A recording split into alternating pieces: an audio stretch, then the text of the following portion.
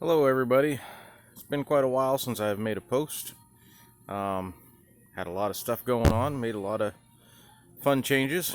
Everybody remembers the old Kubota. Well, we got another addition to that. It's a 1953 Ford Jubilee. We've got a box blade and a brush hog to try and maintain the pasture. Makes my life a lot easier. And down here in the shop, we got our old Bridgeport up and running, so we now have two functional CNC machines, and of course our old South Bend engine lathe. We got another addition here. We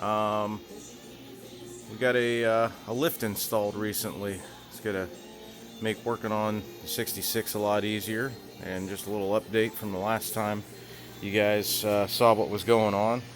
We got the cowl vent all welded in, all patched up, and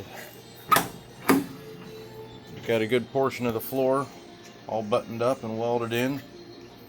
We're working on getting this rocker hung, but I'm gonna have to cut that back off to get my alignment correct. We've got the new cab support all welded in, so once we get that rocker straightened out, we'll be able to weld in the cab corner. And then we got a new set of disc brakes and 5-lug conversion for the front end of this, so we'll be able to put 5 lugs and disc brakes, make it a little bit more drivable. And then if you give me just a minute, I'll be right back and I'll show you what else we happened to pick up yesterday. A couple of weeks ago we went up to Hiawassee, Georgia for a car show, and it really reminded the wife and I how much time had lapsed since the last time I had something fun to drive, and she kind of gave me the go-ahead to start poking around and looking, and I found this on Facebook. It's a nice looking little car, reasonable price, and it turned out to be in better shape than I thought. You know, a few little quirks and things here and there, but it is a Z28. It is an automatic transmission, which I wasn't ultimately looking for, but it would make it a nicer driver in traffic, and this is going to be a daily driver. It has T-tops, so that was nice. Got quite a few miles on it. We're over 200,000, but the car is solid. It runs well. It's got some upgrades on it.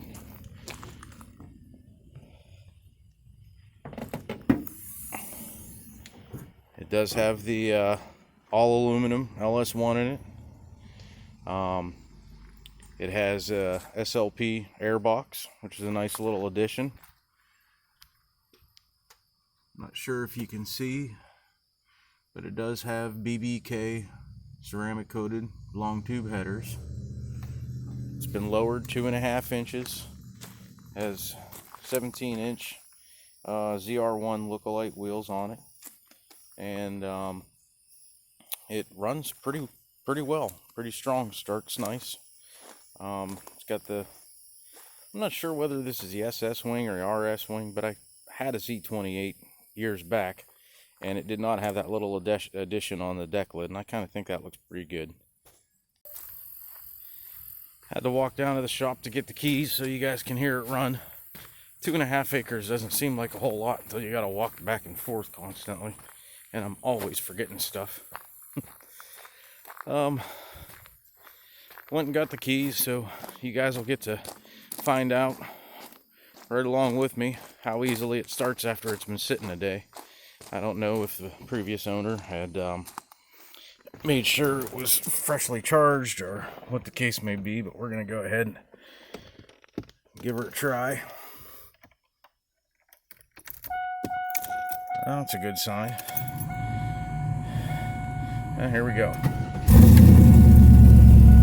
How about that? It does have the muffler delete package on it. Not sure what the sound quality is going to be like. The exhaust is pretty loud. It does have some lights that are not going out.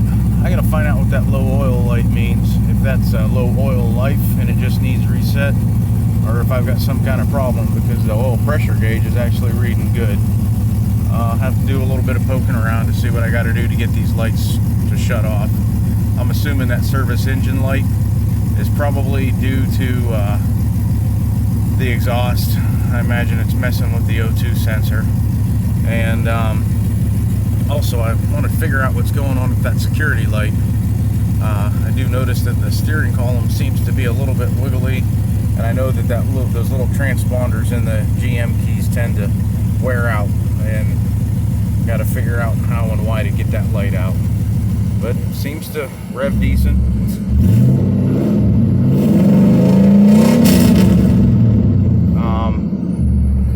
The exhaust is tucked away pretty nice underneath the car. You can't see it, so you don't have big ugly tubes hanging out the back. And for the time being, right now we've got a couple of 12s in the back instead of a back seat. I already told the previous owner that I'd pull those back out and give them to him. But everything seems to function well for the price. It gives me something fun to drive. Not that I've got anything against the old Corolla. It's a nice, reliable car. But there's nothing like the rumble of a LS motor. So it'll kind of hopefully keep me motivated and moving forward with the rest of the projects. Thanks for watching. You guys have a great day.